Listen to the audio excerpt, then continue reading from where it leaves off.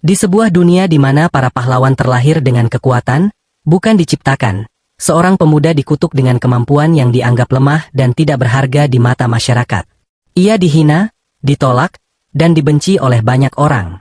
Namun, ketika hidup memberinya kesempatan kedua yang jarang diperoleh, ia memutuskan untuk menempuh jalan penebusan. Dengan tekad yang membara, ia berusaha membuktikan bahwa bahkan seseorang yang dipandang rendah pun dapat bangkit menjadi pahlawan sejati. Cerita dimulai dengan seorang pria berdiri di tepi tebing, memandang ke bawah dengan penuh kesedihan. Ia merasa dirinya lemah dan tidak berguna. Tanpa melihat harapan di masa depan, ia memutuskan untuk mengakhiri hidupnya. Dengan mata terbuka dan senyuman yang menyembunyikan kepedihannya, ia melompat sambil meyakini bahwa hidupnya tidak membawa arti apapun. Sesaat sebelum maut menyapanya, penyesalan memenuhi pandangannya. Kisah lalu membawa kita kembali ke masa sebelumnya, saat sekelompok petualang bertarung melawan monster di dalam ruang bawah tanah. Seorang pendekar pedang bernama Zoid menghadapi monster tikus raksasa dengan berani. Sementara itu, Jalene, sang penyihir tim, mempersiapkan mantra kuat untuk menghabisi musuh. Di tengah-tengah mereka, pria yang disebutkan sebelumnya juga ada di sana. Namun, perannya bukan sebagai pejuang, melainkan pengangkut barang tim, pekerjaan yang membuatnya dipandang rendah. Ketika Jalene menyelesaikan mantranya dan membakar monster tersebut hingga hancur, Zoid dan Jalene berbalik menatap pria itu dengan tatapan meremehkan. Mereka menyuruhnya untuk mengumpulkan sisa-sisa monster sebagai bahan loot. Pria itu, yang terlalu lemah, tersandung dan jatuh, mempermalukan dirinya sendiri. Zoid mulai mengejeknya, tetapi Jalene menghentikan perundungan tersebut. Dengan nada merendahkan, Jalene mengatakan bahwa pria itu hanyalah rakyat jelata yang tidak sebanding dengan mereka, para petualang berbakat. Pria tersebut meminta maaf, menjelaskan bahwa beban berat yang ia bawa di punggung membuatnya kehilangan keseimbangan. Terlepas dari permintaan maafnya, ia tetap harus menyelesaikan tugasnya, menilai bahan dari monster yang telah dikalahkan. Pekerjaan sebagai penilai adalah salah satu yang paling rendah dan tidak dihormati di dunia itu, menjadikannya bahan hinaan dari banyak orang di sekitarnya. Dalam dunia ini, setiap orang yang lahir menerima kelas pekerjaan yang ditetapkan oleh Dewi Cahaya dan keterampilan yang diberikan oleh Dewi Kegelapan. Keterampilan dapat dikuasai untuk mendapatkan beragam kemampuan, tetapi pekerjaan yang ditentukan bersifat tetap seumur hidup dan menjadi indikator pentingnya posisi seseorang dalam masyarakat. Sistem peringkat pekerjaan menyerupai piramida. Pekerjaan langka dan tinggi berada di puncak, sedangkan pekerjaan umum rendah dan dasar berada di bagian terbawah. Jalene dan Zoid termasuk dalam kelas pekerjaan yang tinggi, sementara kebanyakan petani dan penilai, termasuk sang tokoh utama, A, berada di kelas umum rendah, pekerjaan non-kombatan yang sering diremehkan. Dalam banyak kasus, seseorang dapat mewarisi pekerjaan orang tuanya, sehingga jika nasib buruk membuat seseorang menerima pekerjaan yang kurang berguna, setidaknya ia memiliki peluang kedua.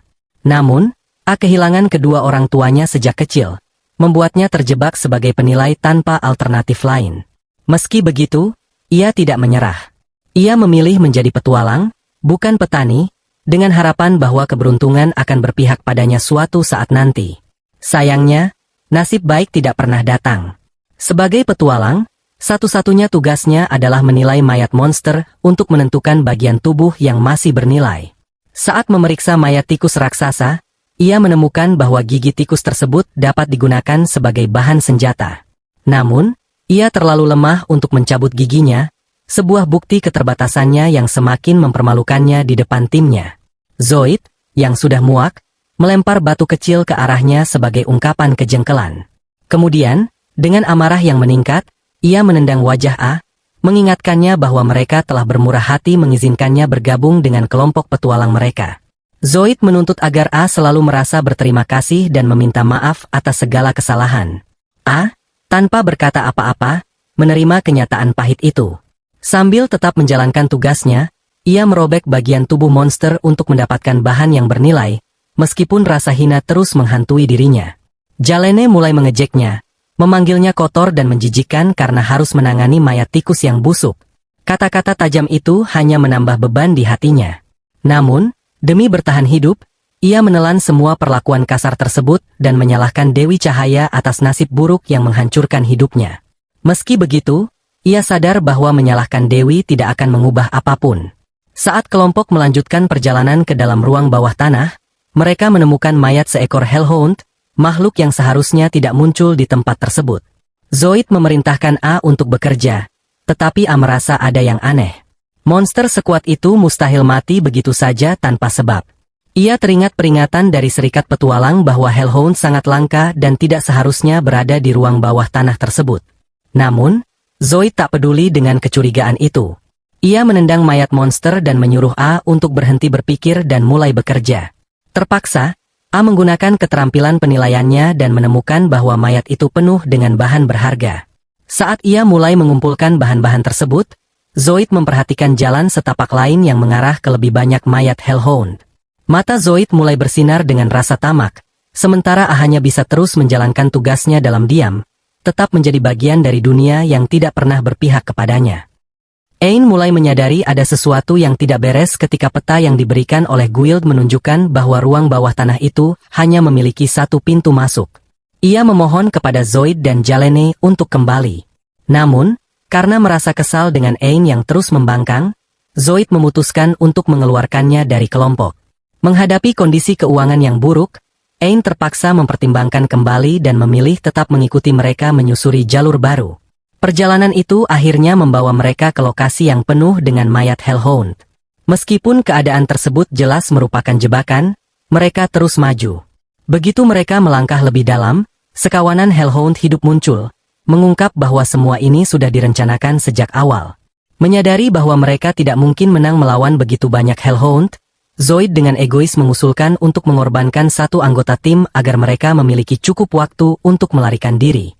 Jalene setuju dengan usul itu dan, tanpa rasa belas kasihan, menggunakan mantra kelumpuhan pada Ain, meninggalkannya sebagai umpan bagi monster-monster itu. Saat dikepung oleh kawanan Hellhound, Ain hampir kehilangan kontrol atas dirinya karena ketakutan. Gigi-gigi monster mulai menggigit tubuhnya, rasa sakit menyebar seiring dengan memudarnya efek kelumpuhan. Dalam keadaan putus asa, ia meraih batu dan memukul salah satu tengkorak. Kemudian, ia melemparkan tas berisi buah yang dibawanya. Salah satu Hellhound menggigit apel sebagai hidangan pembuka, sementara yang lain bersiap menyerangnya lagi. Merasa ada sedikit kesempatan, Ain lari untuk menyelamatkan hidupnya.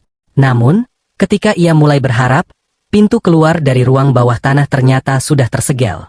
Dengan rasa takut yang semakin besar, ia memperkirakan bahwa dirinya terjebak tanpa harapan. Ia mengikuti jejak darah yang membawanya ke jalan buntu di tepi tebing. Saat menoleh ke belakang, kawanan Hellhound sudah mendekat, siap untuk mengakhiri hidupnya. Terjebak antara dua pilihan maut, Ain mengingat kehidupan lamanya sebagai seorang penilai. Ia hanya menjadi petualang untuk bertahan hidup, meskipun ia tidak pernah benar-benar siap. Ia menyesali ketergantungannya pada Zoid, yang terus mempermalukannya, dan marah karena dirinya yang lemah dan tidak berguna. Dengan kesadaran bahwa penyesalan tidak akan mengubah apapun, Ain memilih untuk melompat dari tebing.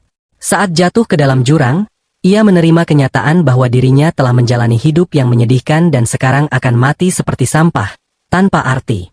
Namun, yang terjadi tidak seperti yang ia bayangkan. Ketika tubuhnya terbaring tak sadarkan diri, seorang wanita misterius berpakaian putih muncul, menyentuh wajahnya dengan lembut. Setelah terjatuh dari ketinggian yang seharusnya membunuhnya, Ain terbangun di sebuah kolam kecil, masih hidup. Kebingungan, ia tidak dapat memahami bagaimana ia bisa selamat dari pengalaman yang nyaris merenggut nyawanya. Hidupnya, yang tampaknya telah berakhir, baru saja mengambil arah yang sama sekali berbeda. Setelah berhasil bertahan hidup, Ain mulai memerhatikan lingkungannya. Di hadapannya berdiri sebuah pohon yang luar biasa indah, yang segera ia kenali sebagai pohon Yggdrasil, sebuah pohon legendaris yang sangat langka di kotanya. Melihat pohon itu membuatnya merasa senang dan kagum, tetapi nama pohon tersebut terasa asing baginya. Dalam keheningan lingkungan yang begitu damai, ia mulai merasa kesepian dan menyadari bahwa meminta pertolongan di tempat terpencil seperti itu akan sangat sulit. Memutuskan untuk segera mencari cara bertahan hidup, Ain melihat sebuah pintu yang tampak terbuka. Ia memilih untuk berlari keluar menuju pintu tersebut, tanpa memperhatikan peringatan dari gadis misterius yang telah menyelamatkan nyawanya. Gadis itu berusaha menghentikannya, tetapi peringatannya sia-sia karena Ain, yang dipenuhi rasa takut dan panik, telah memutuskan untuk lari secepat mungkin. Meskipun diberi kesempatan hidup kedua, ia dengan ceroboh memilih jalan berbahaya. Ain akhirnya menemukan pintu masuk ke sebuah labirin yang gelap dan menyeramkan. Baru beberapa langkah masuk, ia langsung disergap oleh seekor monster ganas. Meskipun niat awalnya adalah untuk melarikan diri demi keselamatan, ketakutannya yang luar biasa membuatnya terpaku di tempat. Tidak mampu bereaksi dengan cepat, ia hanya bisa menatap dengan ngeri saat monster itu menyerang. Telinganya dipotong tanpa belas kasihan, dan ia jatuh ke tanah, menggeliat dalam rasa sakit yang mengerikan. Dalam keputusasaannya, Ain menyadari bahwa pilihannya untuk menghadapi dunia berbahaya ini sendiri adalah kebodohan besar. Monster yang melihatnya sebagai santapan lezat mulai mencabik tubuhnya satu persatu. Ain berteriak sekeras-kerasnya, tetapi suaranya tidak dapat menyelamatkannya dari takdir kejam yang telah menantinya. Ketika harapan tampak benar-benar pupus, sebuah makhluk buas lain muncul dan membunuh monster tersebut, mencipratkan darah ke seluruh tempat. Namun, situasi menjadi semakin rumit. Makhluk baru ini jauh lebih berbahaya, dan Ain, yang sudah putus asa, tahu bahwa melawan tidak akan ada gunanya. Matanya dipenuhi ketakutan ketika makhluk itu bersiap untuk menyerangnya. Dalam hitungan detik, makhluk itu menancapkan taringnya pada Ain, mencabut nyawanya dengan brutal. Ain benar-benar menyerah pada nasib buruk yang terus menghantuinya, bahkan mulai meratapi keberadaannya yang penuh kesialan. Tepat ketika ia merasa akhir hidupnya sudah dekat, nasib berubah dengan cara yang tak terduga. Seorang gadis muda yang kuat tiba-tiba muncul dan menghancurkan makhluk itu menggunakan sihir luar biasa. Dalam sekejap mata, Ain diselamatkan dari cengkeraman kematian. Gadis itu mengklaim bahwa ia datang karena diperintahkan oleh wanita berpakaian putih yang sebelumnya menyelamatkan Ain. Namun, Ain, yang masih linglung, hanya bisa membuka matanya dengan penuh rasa heran. Saat ia menyadari bahwa dirinya masih hidup, ia menatap gadis cantik yang duduk di depannya. Wajahnya yang memerah karena terpesona membuatnya tak mampu mengucapkan sepatah kata pun.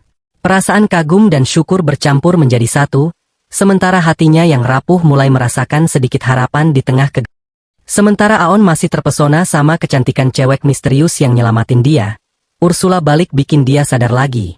Dia langsung ngingetin kalau Yuri, putri tersayangnya, udah bikin teh khusus dengan penuh perhatian cuma buat dia. Ursula juga ngejelasin kalau dia adalah ibu dari gadis peri itu. Sambil kesel, Ursula nunjukin betapa repotnya putrinya cuma buat seseorang yang dia anggap nggak berguna, dan dia nuntut Aon buat minum teh itu dengan rasa terima kasih yang tulus. Waktu Ursula ngomong, Aon mulai sadar pesona di balik Yuri yang pemalu. Gadis itu dengan malu-malu ngasih teh sambil minta dia nyobain seteguk aja. Tapi, Aon malah ragu-ragu dan bilang lebih baik mereka kenalan dulu sebelum dia minum dari orang asing. Kesel sama tingkah Aon, Ursula langsung nyodorin teh itu ke mulutnya dan nyuruh dia minum aja tanpa banyak omong. Akhirnya, meskipun dipaksa, Aon minum teh itu. Rasanya ternyata enak banget. Dia pun ngucapin terima kasih ke Yuri, terus malah keasyikan muji kecantikannya lagi. Aon bilang Yuri itu manis banget, yang bikin Ursula makin gak senang. Dengan tatapan tajam, dia peringatkan Aon kalau sampai dia berbuat aneh-aneh ke putrinya, keberadaan Aon bakal dia hapus dari muka bumi. Berusaha nyambungin semua kejadian, Aon nebak kalau dua wanita ini yang udah nyelamatin nyawanya dan ngebawa dia ke pohon kehidupan Yggdrasil. Tapi Ursula nyeringai sinis dan ngoreksi dengan nada ketus. Dia bilang gak ada niat buat nolongin pecundang gak berguna kayak Aon. Sebenarnya, Yurilah yang sampai berlutut memohon supaya Ursula turun tangan dan ngelawan monster demi dia. Ursula nambahin kalau seharusnya ada batu kerikil di bawah kaki Yuri buat dia nyembah lebih dalam. Yuri langsung buru-buru ngungkapin rasa terima kasihnya dengan tulus, tapi juga bilang kalau Ursula nggak perlu segitunya. Dengan suara lembut, dia manggil Ursula pakai nama depannya. Hal itu bikin Ursula marah lagi sampai dia tendang muka Aon karena sikapnya yang santai banget. Yuri coba nenangin ibunya sambil bilang kalau dia seneng banget akhirnya ada orang lain yang manggil Ursula dengan namanya. Aon, yang masih bingung, nanya gimana caranya Ursula bisa jadi ibu Yuri. Soalnya dia kelihatan terlalu muda. Sebelum melanjutin amarahnya, Ursula akhirnya ngenalin dirinya sebagai penjaga pohon kehidupan, Yggdrasil. Ursula mulai ngejelasin kalau di dunia ini ada 9 esel. Masing-masing dijagain sama seorang penjaga. Tugas utama mereka adalah melindungi esel dari kejahatan. Dia juga bilang kalau dia udah tinggal di sini sejak pohon kehidupan pertama kali berakar dan ngebesarin Yuri sejak saat itu. Sambil santai, Ursula ngungkapin kalau Yuri sebenarnya adalah roh Yggdrasil. Aon langsung penasaran dan makin kagum kenapa Yuri bisa seistimewa itu. Tanpa sadar, dia mulai ngegodain Yuri, yang langsung bikin Ursula naik darah lagi. Ursula marah besar dan ngancem bakal nyongkel mata Aon kalau dia berani macam-macam sama putrinya. Kata-kata itu bikin Aon flashback ke kejadian saat monster nyongkel matanya di ruang bawah tanah. Dia ingat betapa parahnya dia terluka waktu itu dan mulai bingung kenapa sekarang tubuhnya sehat sempurna. Ursula akhirnya jelasin kalau tetesan dari pohon kehidupan Yggdrasil menyembuhin luka-lukanya. Tapi, itu nggak cukup buat balikin matanya yang udah rusak parah. Jadi, dia bikin mata baru dari bagian pohon. Itulah kenapa salah satu mata Aon punya warna beda. Mata baru itu ternyata bukan cuma buat lihat, tapi juga ngasih kekuatan khusus. Semua ini dilakukan Ursula karena permintaan Yuri. Kalau bukan karena Yuri, dia nggak bakal peduli sama pecundang kayak Aon. Aon, masih penasaran, balik nanya kenapa Yuri sampai repot nolongin dia. Yuri akhirnya buka suara dan bilang dia merasa Aon itu baik. Waktu Aon nyentuh pohon, dia bisa ngerasain kebaikannya. Dan dia pengen bales kebaikan itu. Dia juga ngucapin terima kasih karena Aon udah nyelamatin dia waktu jatuh dari atas. Kata-kata Aon bikin Yuri terharu. Yuri jelasin kalau ada banyak orang lain yang jatuh ke jurang dan dia juga nolongin mereka. Tapi nggak ada yang pernah bilang terima kasih. Malah, mereka suka ngambil cabang-cabangnya begitu tahu dia adalah pohon kehidupan, lalu pergi tanpa rasa terima kasih. Itulah kenapa ucapan Aon bikin Yuri seneng banget dan pengen bantu dia sebisanya. Aon balas bilang terima kasih karena Yuri udah 2 kali nyelamatin dia. Bahkan manggilnya, penyelamat. Ursula, yang kesel lagi, nggak tahan lihat Aon godain Yuri terus. Dia langsung nyuruh Aon pergi. Tapi Yuri cegah dia. Bilang kalau Aon bakal mati lagi kalau sendirian di ruang bawah tanah yang berbahaya. Ursula jawab kalau luka atau kematian bukan urusan mereka. Tapi Yuri tetap bersikeras dan mohon-mohon supaya Ursula bantuin. Sebagai penjaga pohon kehidupan, Ursula nggak bisa pergi jauh-jauh dari pohon itu. Ditambah lagi, sihir teleportasi nggak bisa dipakai di penjara bawah tanah. Jadi, dia mikir nggak ada yang bisa mereka lakukan. Yuri makin sedih sampai nangis, nunjukin betapa dia peduli sama Aon. Nggak tega lihat putrinya sedih, Ursula akhirnya mutusin buat ngelatih Aon biar cukup kuat buat keluar sendiri. Yuri seneng banget dan ngucapin terima kasih ke ibunya. Tiba-tiba, Aon peluk mereka berdua sambil berterima kasih. Bikin keduanya bengong. Nggak buang waktu, Ursula, yang ngaku sebagai sage terkuat, mulai latihannya. Dia bawa Aon balik ke ruang bawah tanah dan nyuruh dia pakai kekuatan mata rohnya buat ngeliat jalan gelap di depan. Dengan bimbingan Ursula, Aon berhasil ngebuka kekuatan mata rohnya dan siap menghadapi tantangan baru. Saat Aon buka matanya, jalanan yang tadinya gelap langsung jadi terang benderang, kayak siang hari. Ursula segera ngajak dia menghadapi monster kelelawar bermata satu.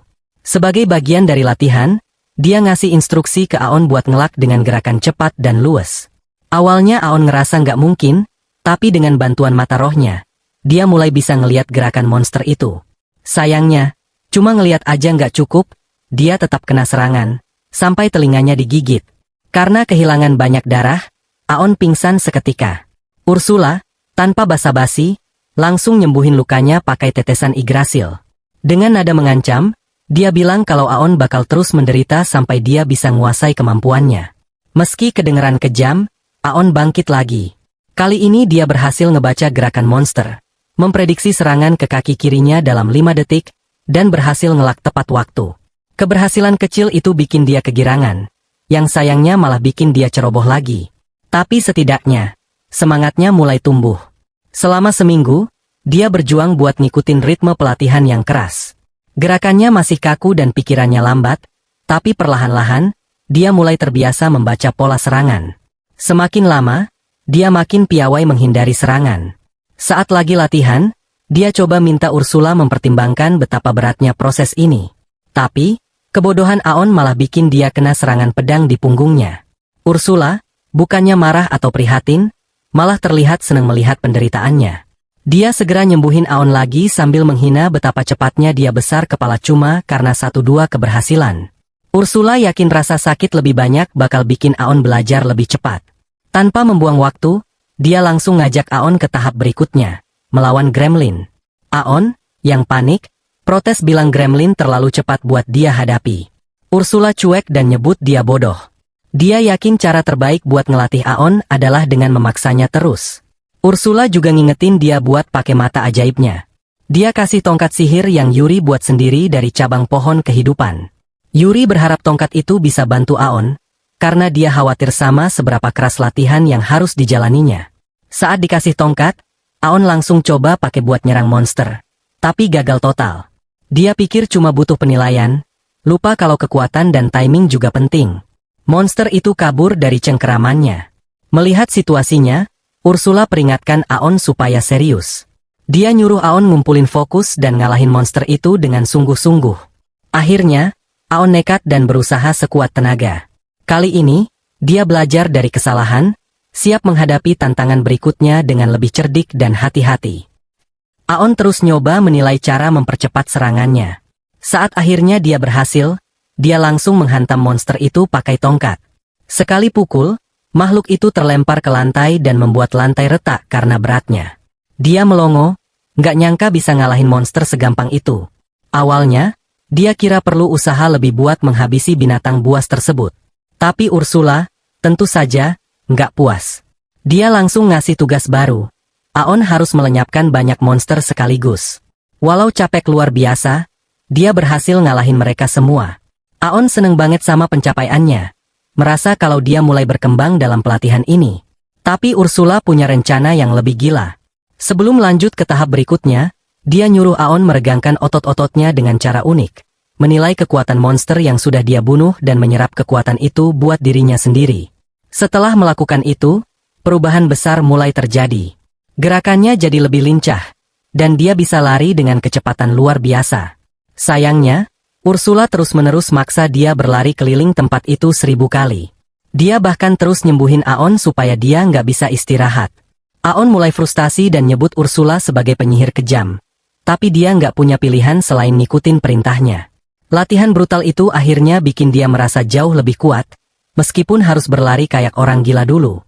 Ketika latihan selesai, Aon mulai pamer. Dia ngerasa bisa ngalahin 1000 monster sekaligus dan nggak malu buat pamer mulut besar ke Ursula. Tapi Ursula cuma ngabaikan ocehannya dan langsung mikirin pelatihan berikutnya.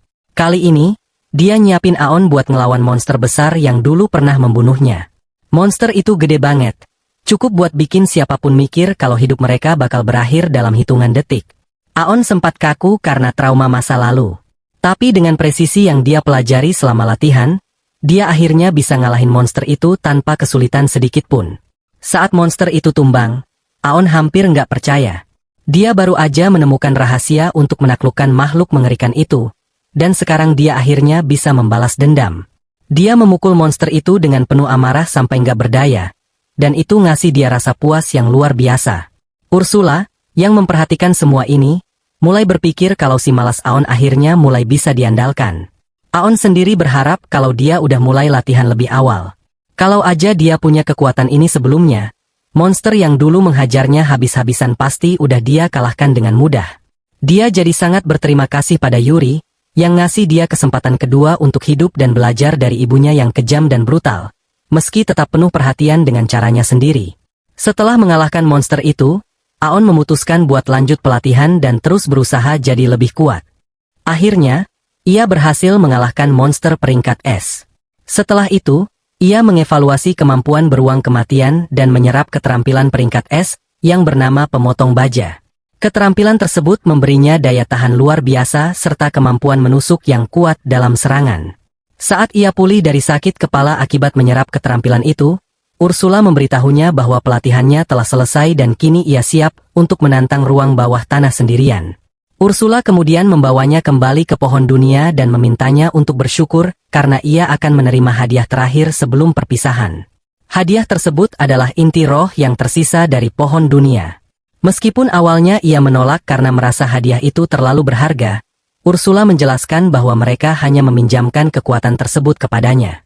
Setelah ia meninggal, inti roh itu akan kembali secara otomatis ke pohon dunia. Dengan menggunakan kekuatan sihirnya, Ursula menggabungkan inti roh itu dengan mata palsu A. Namun, ia tidak merasakan perubahan apapun. Lelaki tua yang rendah hati itu kemudian berkomentar bahwa orang sepertinya membutuhkan waktu untuk memahami kekuatan sejati dari mata palsu yang telah ditingkatkan.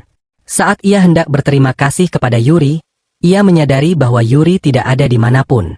Ia pun bertanya kemana Yuri pergi, dan suara Yuri terdengar dari dalam prostetik miliknya. Tak lama kemudian, Yuri mewujud dalam bentuk manusia. Bingung dengan situasi itu, ia meminta penjelasan dari Ursula. Ursula menjelaskan bahwa mata dosa kini memiliki inti roh pohon dunia, yang pada dasarnya adalah pengganti pohon dunia itu sendiri. Dengan demikian, Yuri dapat tinggal di dalamnya dan akan selalu berada bersamanya kemanapun ia pergi. Yuri dengan penuh semangat mengatakan bahwa ia akan menyembuhkan semua cedera dan penyakitnya menggunakan tetesan dari pohon dunia. Meskipun ia sangat berterima kasih, ia tetap bertanya kepada Ursula apakah membawa roh pohon dunia bersamanya adalah hal yang benar. Ursula menendangnya dengan kesal, mengungkapkan bahwa ia sebenarnya tidak ingin mengirim Yuri bersama manusia sembarangan. Namun, ia juga ingin Yuri menjelajahi dunia luar dan mendapatkan teman yang baik. Karena itu, Ursula memutuskan untuk mempercayakannya kepada lelaki itu. Meskipun ia menganggap lelaki tersebut sedikit bodoh, Ursula menyadari bahwa ia memiliki hati yang baik. Lelaki itu pun bersumpah akan menjaga Yuri dengan sebaik-baiknya. Ursula, dengan tegas, memperingatkan agar ia memegang janjinya itu. Setelah itu, Ursula menciptakan tato bercahaya di tangannya, yang ternyata adalah mantra penyimpanan tak terbatas. Ia kemudian mengeluarkan pedang roh yang dibuat dari bahan mentah yang disediakan Yuri, memberikannya kepada lelaki tersebut, dan meminta agar ia menyimpannya. Namun, sebelum ia sempat melakukannya, Ursula tiba-tiba menusukkan pedang itu pada tubuhnya. Ursula kemudian membuatnya menelan batu ajaib untuk menggantikan mata kanannya yang terluka. Ketika lelaki itu bertanya apa yang baru saja dilakukan Ursula, ia menjelaskan bahwa mata kanannya kini telah digantikan oleh batu bijak. Batu itu memungkinkan mereka untuk saling terhubung pikiran, sehingga mereka dapat berkomunikasi kapan saja. Selain itu, Ursula juga bisa melihat semua yang ia lihat. Dengan nada tegas, Ursula memperingatkan bahwa jika ia bertindak tidak pantas terhadap Yuri, maka Ursula tidak akan segan-segan memburunya dan membunuhnya. Setelahnya, ia bertanya kepada Yuri apakah ia memiliki rencana khusus begitu mereka mencapai permukaan.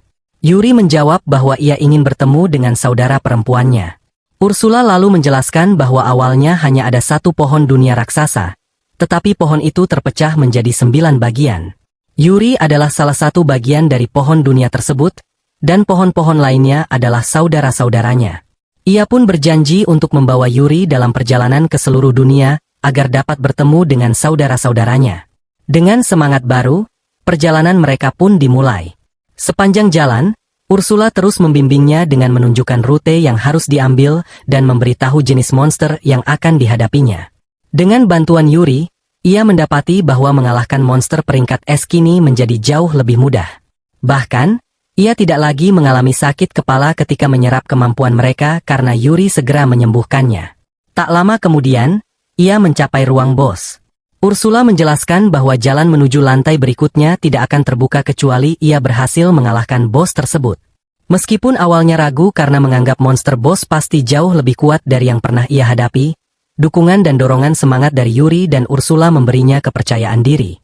Ia pun memasuki ruang bos dan melihat inti penjara bawah tanah berada di depannya.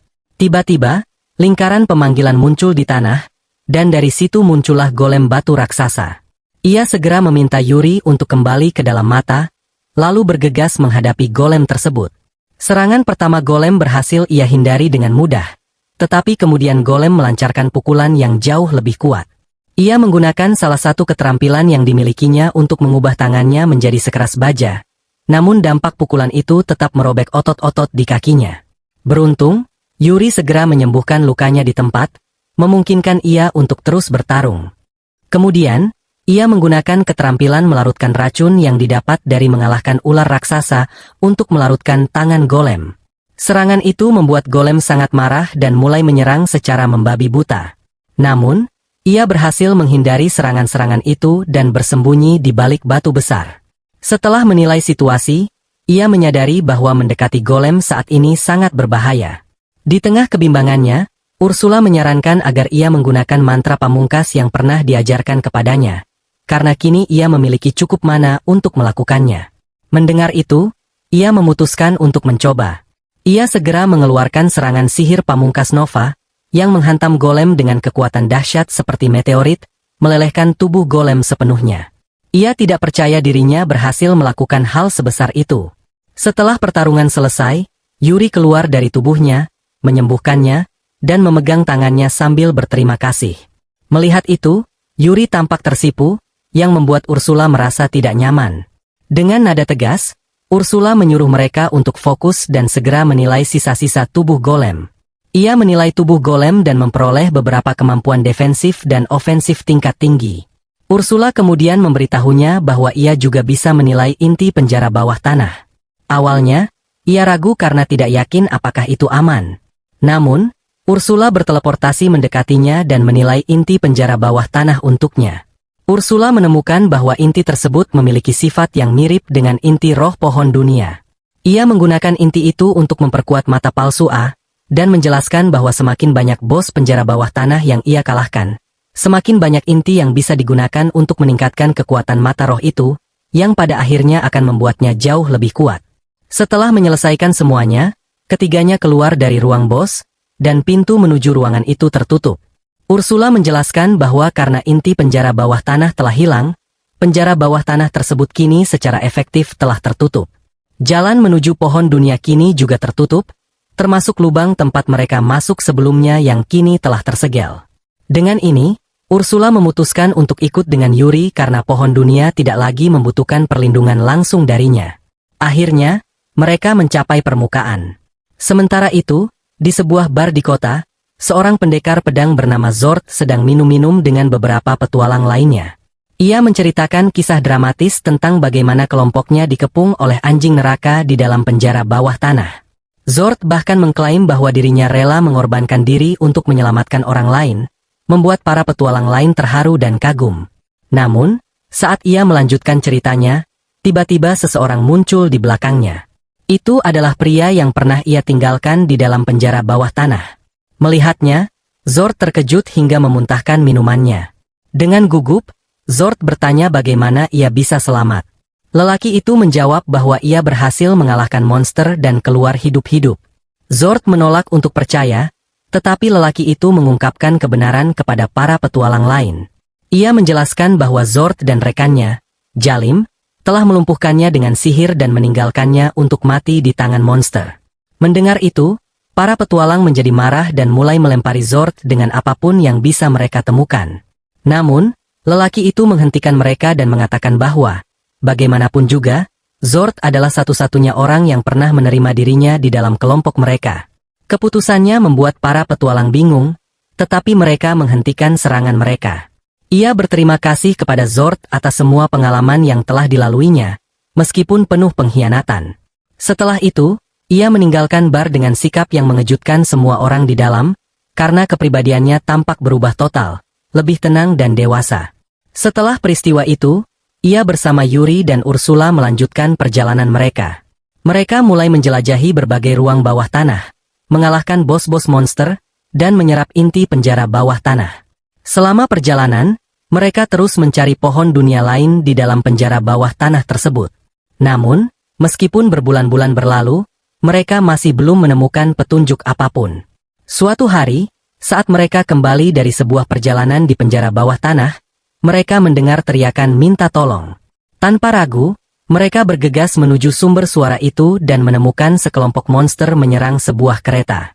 Ia dengan cepat mengalahkan para monster dan menyerap kemampuan mereka, sementara Yuri dan Ursula menyembuhkan para prajurit yang terluka.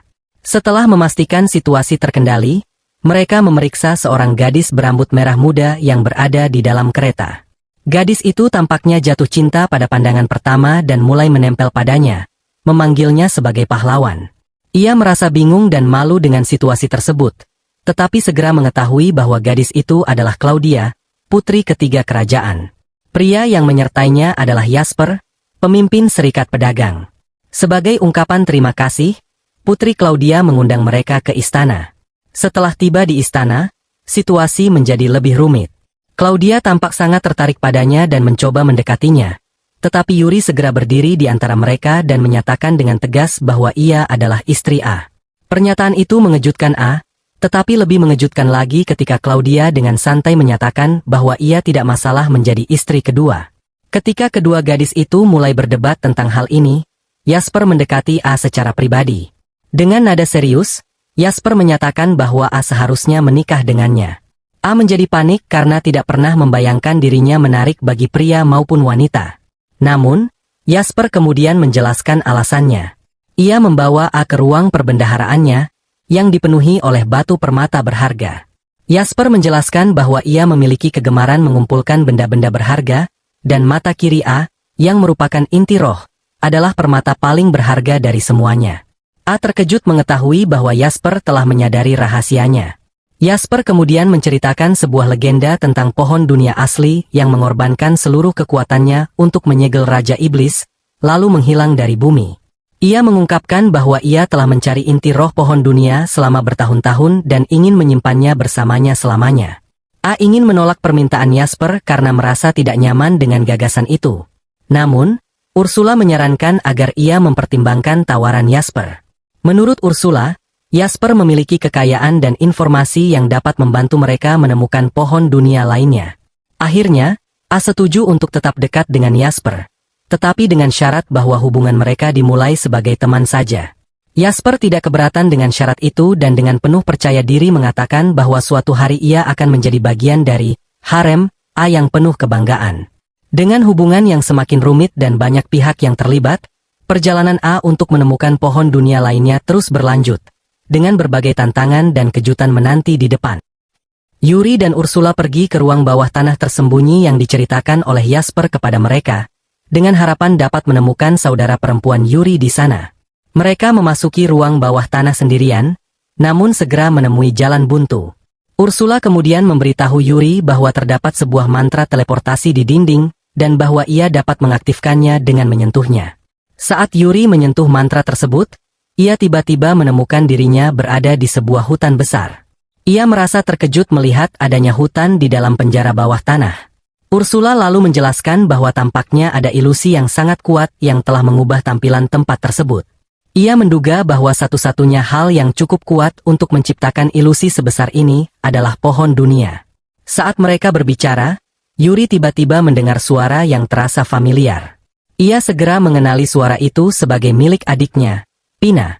Tak lama kemudian, Pina muncul dari dalam mata ilusi dan berbicara dengannya.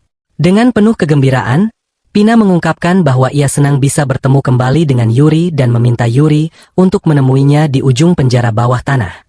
Namun, ia juga mengeluh bahwa Yuri telah bersusah payah datang sejauh ini hanya untuk menemuinya, dan meminta Yuri untuk menggunakan sihir teleportasi agar bisa sampai lebih cepat.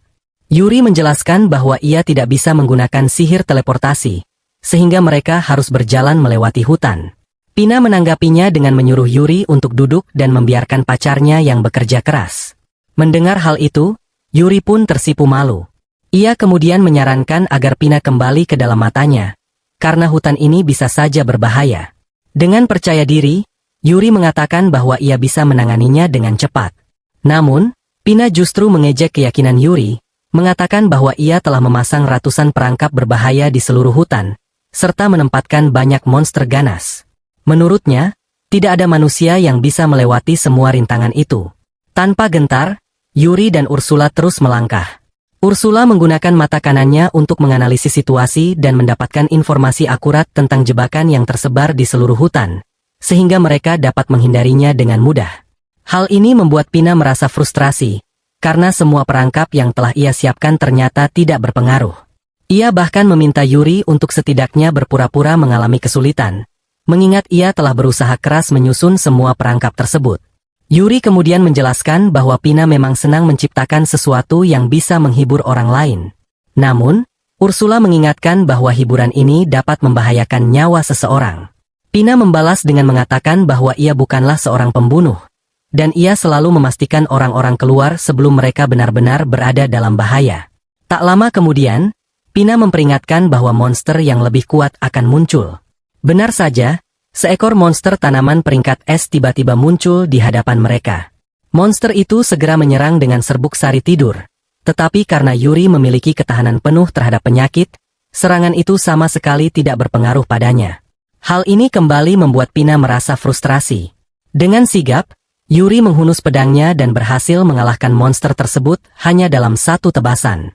Ia kemudian menilai monster itu dan memperoleh keterampilannya.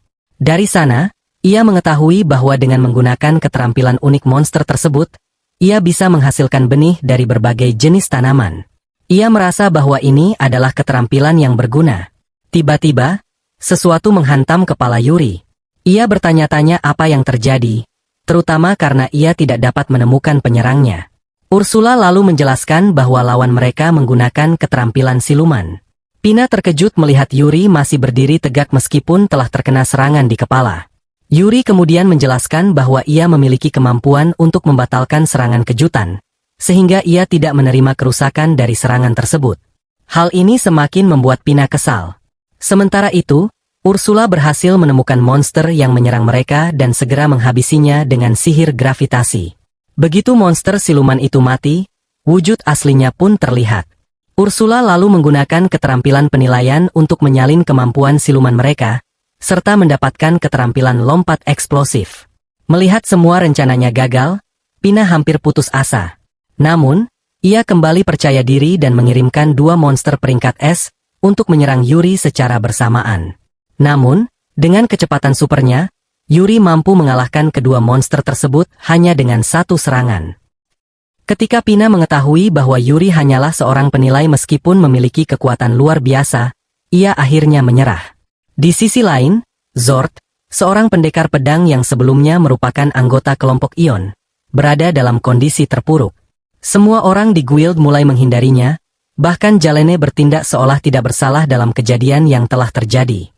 Dengan liciknya, Jalene memanfaatkan situasi untuk memanipulasi para anggota guild yang mempercayainya, sehingga mereka memaksa Zord keluar. Mereka bahkan mengatakan bahwa tidak ada seorang pun yang akan mau membentuk kelompok petualang dengannya lagi. Zord merasa marah atas perlakuan tersebut. Ia menyalahkan Aon yang berhasil selamat, karena menurutnya, jika Aon meninggal dengan tenang, kejadian ini tidak akan pernah terjadi. Bertekad untuk memperbaiki reputasinya yang hancur, ia memutuskan untuk menyelesaikan misi dengan tingkat kesulitan tinggi. Ia memilih untuk memburu monster peringkat C di ruang bawah tanah, yang kebetulan juga menjadi tempat tersembunyinya pintu masuk ke penjara Pena. Saat berada di dalam ruang bawah tanah, tanpa sengaja Zord menyentuh sebuah mantra teleportasi di dinding. Seketika, ia berpindah ke dalam hutan. Menyadari lingkungan yang berbeda ini, ia pun memutuskan untuk mencari monster kuat agar dapat meningkatkan kemampuannya. Namun, ia tanpa sadar justru masuk ke dalam perangkap. Ketika ia hampir terjatuh ke dalam jebakan dengan paku-paku tajam di bawahnya, tiba-tiba tubuhnya berpendar dan ia kembali ke ruang bawah tanah sebelumnya. Suara Pina kemudian terdengar, memberitahunya bahwa ia tidak akan membiarkannya mati di dalam penjara bawah tanahnya. Jika ia berada dalam bahaya, Pina akan langsung memindahkannya sebelum sesuatu yang fatal terjadi. Oleh karena itu, ia bisa mencoba tantangan ini sebanyak yang ia mau. Zord menyadari bahwa ini adalah kesempatan baginya untuk tumbuh lebih kuat dan mendapatkan kembali kehormatannya. Ia kembali memasuki ruang bawah tanah dan terus berusaha, meskipun berkali-kali terkena jebakan serta mengalami luka. Namun, ia tidak menyerah. Hingga akhirnya, ia bertemu dengan seekor monster buaya raksasa. Didukung oleh keinginan untuk meraih kejayaan, ia menyerang monster tersebut. Sayangnya, monster itu jauh lebih kuat dari yang ia duga. Dengan satu serangan ringan, Zord terpental. Pina memperingatkannya agar menyerah, menawarkan untuk memindahkannya kembali ke tempat aman. Namun, Zord menolak. Monster itu kemudian menginjak lengannya yang terluka, menghancurkannya hingga membuat Zord menjerit kesakitan. Saat monster itu bersiap untuk memberikan serangan terakhir, Zord pasrah pada nasibnya. Namun, tiba-tiba seseorang muncul dan dalam satu tebasan, monster buaya raksasa itu tewas. Zord, yang masih dalam kondisi lemah, hanya bisa menatap punggung sosok penyelamatnya. Ia berpikir bahwa orang ini pasti seorang petualang tingkat tinggi dengan kelas pekerjaan yang sangat langka. Namun, saat ia melihat wajahnya, ia terdiam tanpa bisa berkata apa-apa. Dengan penuh kebingungan, Zord bertanya bagaimana mungkin seorang pemulung seperti Yuri bisa membunuh monster sekuat itu hanya dalam satu serangan. Dengan santai, Yuri menjawab bahwa ia hanya sedang melakukan pemanasan. Setelah menyadari kondisi Zord yang terluka parah, ia meminta bantuan Ursula untuk membantunya menyembuhkan Zord. Ursula kemudian menuangkan air suci ke luka Zord, menyembuhkannya sepenuhnya. Hal ini semakin membuat Zord bingung. Namun, sebelum ia bisa mengajukan lebih banyak pertanyaan, Yuri membuatnya tertidur dengan sihir dan meminta Pina untuk mengirimnya keluar dari penjara bawah tanah. Setelah itu, Yuri melanjutkan perjalanannya dan akhirnya mencapai ruang bos. Di depan ruang bos, Pina menunggu dengan cemas. Ia khawatir jika Yuri mengalahkan bos, jalan menuju pohon dunia akan tertutup secara permanen. Namun, Ursula menenangkannya, mengatakan bahwa selama inti penjara bawah tanah masih utuh, hal itu tidak akan terjadi. Saat Yuri memasuki ruang bos, ia terkejut melihat bahwa di dalamnya juga terdapat hutan. Tiba-tiba, tanah mulai bergetar hebat. Ia segera melayang ke udara untuk melihat apa yang terjadi. Dari dalam tanah, seekor kura-kura raksasa muncul, membuat Yuri merasa gentar. Namun, Ursula dengan santai menyuruhnya untuk tidak bersikap pengecut. Yuri segera melancarkan serangan menggunakan sihir bola api, tetapi serangannya tidak memberikan dampak apapun. Sebagai balasan, kura-kura tersebut menembakkan semburan air yang sangat kuat. Dengan cepat, Yuri menggunakan keterampilan Super Perception untuk memperlambat waktu sejenak, lalu memanfaatkan keterampilan Parry untuk memantulkan serangan air tersebut kembali ke kura-kura. Namun, yang mengejutkan, serangan itu juga tidak memberikan kerusakan yang berarti. Menyadari ada sesuatu yang aneh, Yuri mencoba menganalisis situasi.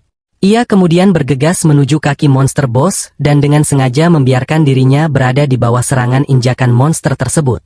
Namun, anehnya, serangan itu tidak mengenainya sama sekali. Saat itu juga, Yuri yakin bahwa kura-kura raksasa ini hanyalah sebuah ilusi. Ia segera menggunakan keterampilan khusus untuk menghilangkan ilusi tersebut, dan seketika, bentuk asli monster boss pun terungkap. Bukanlah kura-kura raksasa yang mengerikan, melainkan seekor kura-kura kecil yang terlihat menggemaskan.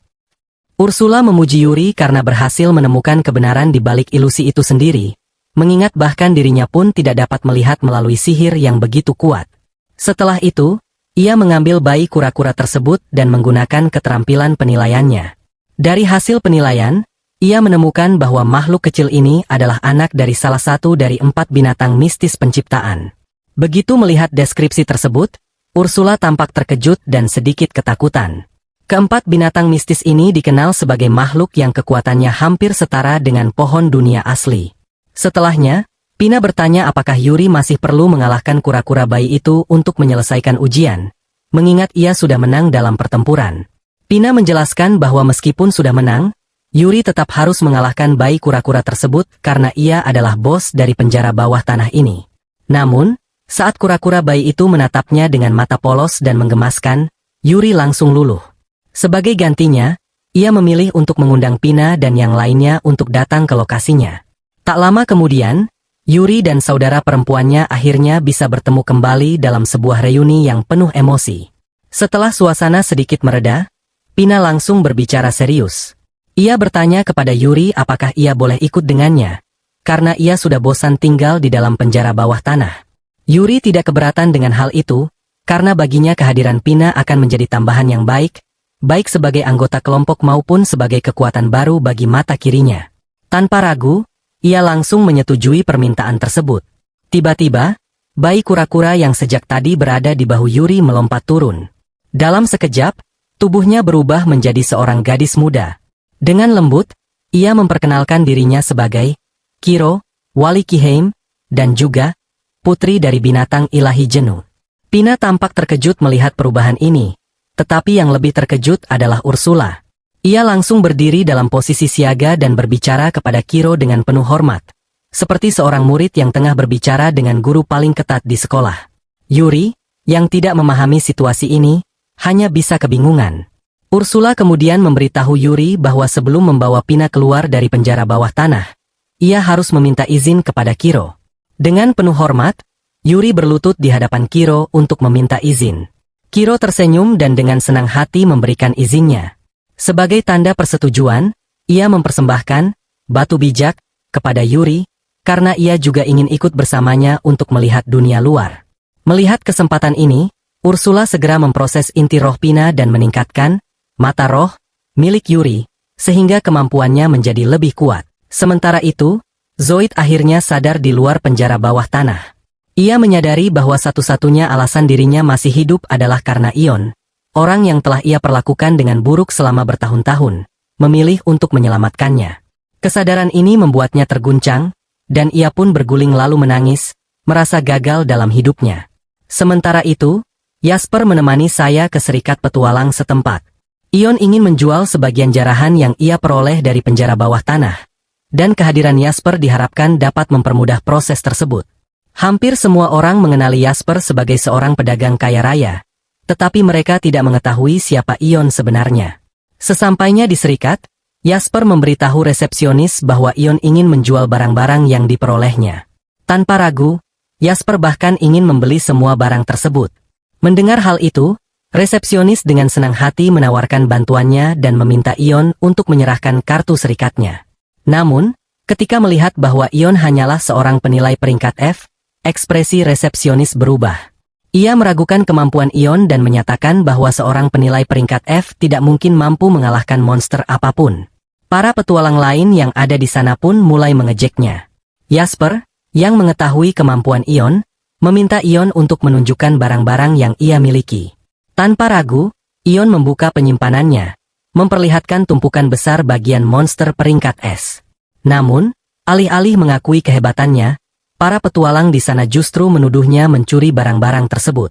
Mereka tidak percaya bahwa seorang penilai peringkat F bisa mengalahkan monster sekuat itu sendirian. Inilah alasan mengapa Ion enggan datang ke serikat. Karena orang-orang selalu meremehkannya hanya berdasarkan peringkatnya. Di tengah keributan itu, Master Serikat, Megan, keluar dari kantornya. Ia langsung menegur para petualang karena telah mengolok-olok seseorang yang bahkan belum mereka kenal, hanya karena kelas keahliannya. Resepsionis kemudian menggunakan alat penilaian untuk memeriksa barang-barang Ion dan terkejut mendapati bahwa semuanya asli. Jasper menambahkan bahwa ia sendiri dapat memastikan kemampuan Ion dalam mengalahkan monster-monster tersebut.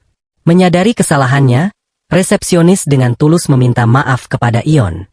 Megan pun meminta maaf atas kelakuan bawahannya dan berjanji akan menegur resepsionis atas perilakunya. Ia juga mengungkapkan rasa kagumnya pada Ion, yang mampu melampaui batasan kelas yang telah ditentukan sejak lahir. Ion pun merasa bersyukur bahwa ada orang seperti Megan yang tidak menilai seseorang hanya dari kelasnya. Megan tampak tertarik pada Ion dan merasa mereka pasti akan bertemu lagi di lain waktu. Namun untuk saat ini, ia harus kembali bekerja, meninggalkan Ion untuk menyelesaikan urusannya di serikat.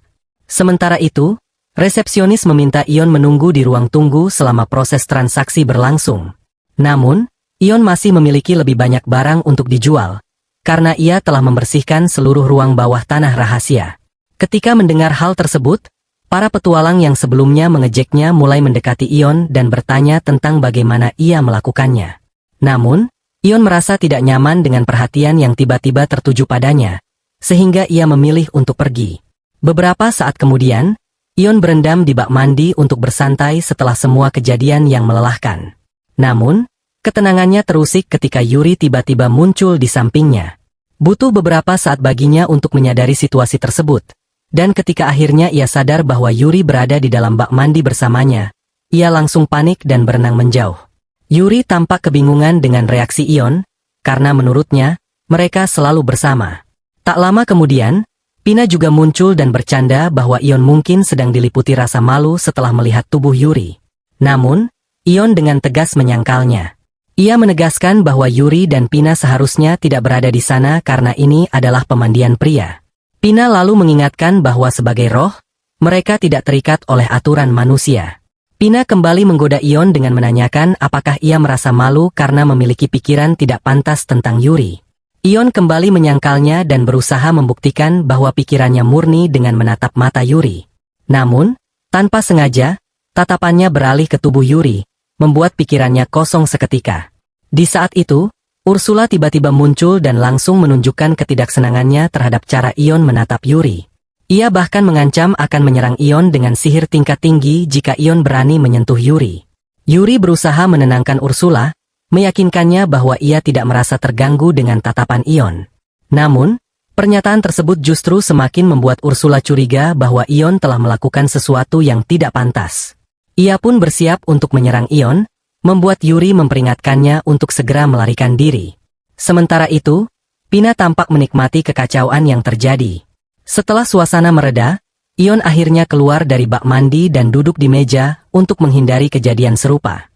Chohim, yang juga ada di sana, bersikap lebih normal dibandingkan yang lain. Mereka pun mengobrol santai, sementara Chohim berkomentar bahwa kehidupan mereka semua tampak semakin menarik, terutama karena Pina tampaknya menikmati momen ini lebih dari siapapun. Pak Anut dapat dianggap seperti seorang anak perempuan bagi Chohim karena sebagai wali, ia menciptakan inti roh Pina. Seiring waktu, inti tersebut mengembangkan kepribadiannya sendiri, terpisah dari Yuri dan Pina. Saya juga mengingat bahwa seharusnya ada 6 roh lainnya di luar sana, tetapi Chohim memberitahu bahwa sebenarnya jumlahnya ada 7. Ion merasa bingung karena sebelumnya ia mendengar bahwa pohon gerimis pertama telah layu bertahun-tahun yang lalu. Namun, meskipun hal itu benar, Chohim menjelaskan bahwa inti roh dari pohon pertama masih ada di suatu tempat, meskipun keberadaannya tidak diketahui. Hal yang sama juga berlaku untuk roh pohon lainnya. Meskipun menemukan mereka semua akan menjadi tugas yang sulit, Ion tidak berniat menyerah, karena tujuan utamanya adalah membahagiakan Yuri dan menyatukannya kembali dengan keluarganya. Keesokan harinya, Megan datang ke kediaman Jasper untuk mencari Ion. Ia memiliki permintaan khusus yang hanya bisa diselesaikan oleh Ion. Ion pun bertanya mengapa Megan memilihnya secara khusus, padahal bisa saja meminta bantuan petualang lain dari Serikat. Megan kemudian menjelaskan bahwa misinya adalah sesuatu yang hanya bisa dilakukan oleh Ion. Megan bertanya apakah Ion pernah mendengar tentang Behemoth, tetapi Ion belum mengetahuinya. Megan pun menjelaskan bahwa Behemoth adalah salah satu naga legendaris yang dipanggil oleh Raja Iblis Mikarin. Setelah Mikarin disegel, naga tersebut bersembunyi, tetapi baru-baru ini ia muncul kembali dan secara khusus menyerang para pedagang yang melewati wilayah tersebut. Oleh karena itu, Megan ingin memberikan misi peringkat SS kepada Ion untuk mengalahkan Behemoth. Misi ini sangat berbahaya dan dapat membahayakan nyawa Ion, sehingga Megan akan memahami jika ia menolak. Namun, bahkan sebelum Megan selesai berbicara, Ion langsung menyatakan kesiapannya untuk menjalankan misi tersebut. Ion kemudian berangkat ke padang pasir, lokasi terakhir di mana Behemoth terlihat. Ursula membantu menilai lokasinya agar mereka dapat menemukannya dengan tepat. Namun, sebelum Ion bertarung, ia diperingatkan bahwa Behemoth memiliki kemampuan untuk menyerap serangan sihir serta mampu menggunakan udara untuk meluncurkan serangan yang dapat memotong ruang itu sendiri. Mendengar hal tersebut, Ion menyadari bahwa ia tidak bisa mengandalkan sihir dalam pertarungan ini. Sebagai gantinya, ia harus menggunakan pedangnya untuk menyerang. Namun, sebelum bisa melawan Behemoth, Ion perlu membangunkannya terlebih dahulu, karena makhluk itu tertidur jauh di bawah pasir. Untuk memaksa Behemoth muncul ke permukaan, Ion menggunakan teknik Noah untuk menghancurkan sebagian besar tanah. Gangguan ini membangunkan Behemoth, yang langsung marah karena tidurnya terganggu. Selama hidupnya yang panjang, Behemoth belum pernah merasakan kekalahan sekalipun. Sebagai makhluk yang diciptakan secara langsung oleh Raja Iblis, ia sangat kuat dan pernah menjadi ancaman besar bagi pasukan manusia. Namun, karena tidak pernah menemukan lawan yang sepadan, ia mulai bosan bertarung. Ketika melihat Ion, Behemoth awalnya tidak merasa terancam. Namun, ia mengakui bahwa Ion memiliki akses ke beberapa jenis sihir yang cukup kuat, meskipun ia yakin sihir tidak akan berpengaruh terhadapnya. Behemoth pun bertanya siapa Ion sebenarnya dan bagaimana ia berani menantangnya. Ion dengan tenang memperkenalkan dirinya sebagai manusia biasa yang datang untuk mengalahkan Behemoth. Mendengar hal itu, Behemoth tertawa, menganggapnya sebagai lelucon. Baginya, tidak mungkin seorang manusia dapat mengalahkannya. Namun, melihat kepercayaan diri Ion, Behemoth pun memutuskan untuk meladeninya. Ia menjelaskan bahwa ia diciptakan oleh Raja Iblis untuk menjadi makhluk terkuat. Namun, Ion menanggapinya dengan santai, mengatakan bahwa jika Behemoth adalah ciptaan terbaik Raja Iblis, maka Raja Iblis mungkin tidak sekuat yang orang bayangkan. Ucapan Ion membuat Behemoth murka. Tanpa ragu, ia segera melancarkan serangan dengan menembakkan beberapa peluru helis ke arah Ion. Namun, Ion cukup cepat untuk menghindar sebelum serangan itu mengenainya. Sebagai naga bumi, Behemoth memperingatkan Ion bahwa di padang pasir ini, tidak ada tempat baginya untuk melarikan diri. Ia kemudian menginjak tanah, menciptakan jebakan pasir untuk menjebak Ion. Namun, Ion menggunakan keterampilan akselerasinya untuk mempercepat gerakannya dan mendekati Behemoth. Begitu berada dalam jarak yang cukup dekat, Ion segera menebaskan pedangnya dan berhasil melukai lengan Behemoth. Menyadari bahwa Ion bisa menjadi ancaman yang nyata, Behemoth pun mengubah taktiknya dan menyelam kembali ke dalam pasir, bersiap untuk melancarkan strategi lain. Sementara Behemoth berenang di bawah pasir, ia benar-benar tidak terdeteksi dari permukaan, membuat Ion tidak tahu dari mana serangan berikutnya akan datang. Begitu Ion lengah sedikit saja, Behemoth tiba-tiba melompat dari bawah dan menelannya bulat-bulat. Behemoth tertawa, merasa bahwa ia telah membuktikan keunggulannya atas manusia yang berani menantangnya. Namun, perayaannya terbukti terlalu cepat. Dalam sekejap, wajahnya tiba-tiba meledak. Ia tidak memahami bagaimana hal ini bisa terjadi, tetapi akhirnya ia menyadari bahwa ia telah salah menilai Ion. Behemoth tidak marah karena kalah. Sebaliknya, ia justru mengakui bahwa Ion adalah lawan yang layak. Sebelum akhirnya menghembuskan napas terakhirnya, Behemoth bertanya bagaimana Ion bisa melakukan itu. Ion pun menjelaskan bahwa ia menyadari bahwa kemampuan penyerapan sihir Behemoth hanya bekerja pada bagian luar tubuhnya. Oleh karena itu, Ion dengan sengaja mengaktifkan sihir tingkat tinggi saat ia berada di dalam mulut Behemoth. Namun, Behemoth masih penasaran. Jika Ion benar-benar menggunakan sihir di dalam tubuhnya, bagaimana ia sendiri bisa selamat dari ledakan tersebut? Ion hanya tersenyum dan menjelaskan bahwa ia telah memasang penghalang untuk melindungi dirinya dari dampaknya. Behemoth akhirnya menyadari bahwa selama ini ia telah menjadi terlalu arogan akibat kemenangan-kemenangan mudah yang terus-menerus diraihnya. Saat kesadarannya mulai memudar, ia menerima kekalahannya dengan tenang. Ion merasa sedikit kasihan padanya. Behemoth memang membunuh banyak orang, tetapi ia hanya melakukan itu karena diciptakan oleh Raja Iblis untuk tujuan tersebut. Namun, bagaimanapun juga, Behemoth tetap bertanggung jawab atas kematian banyak orang, sehingga Ion tidak bisa membiarkannya hidup. Ursula menyuruh Ion untuk bergegas, karena pertarungan sudah selesai dan ia perlu menilai keterampilan Ion setelah pertempuran ini. Saat Ion kembali, orang-orang segera keluar untuk memberikan selamat atas kemenangannya. Sesampainya di kota, Ion dipanggil ke istana kerajaan. Saat menunggu sang putri datang menemuinya, ia meminta maaf karena jarang mengunjunginya, meskipun ia dianggap sebagai suaminya. Namun, Ion mengingatkannya bahwa mereka sebenarnya tidak menikah. Putri itu hanya tersenyum dan mengabaikan pernyataan Ion. Ia kemudian menjelaskan alasan Ion dipanggil ke istana. Raja ingin bertemu dengannya secara langsung. Tidak lama kemudian, Raja tiba.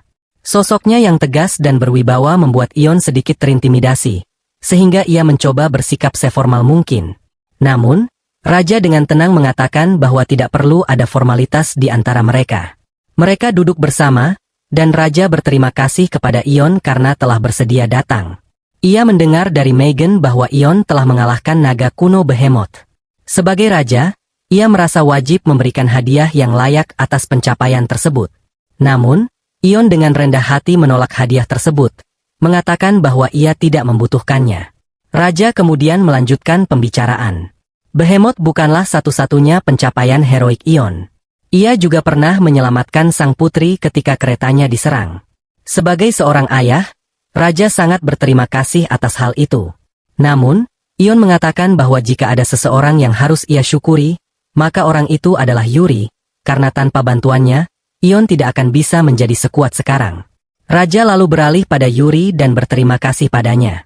Namun, Yuri yang pemalu hanya bersembunyi di belakang Ion. Raja memiliki kemampuan untuk menilai karakter seseorang dengan akurat.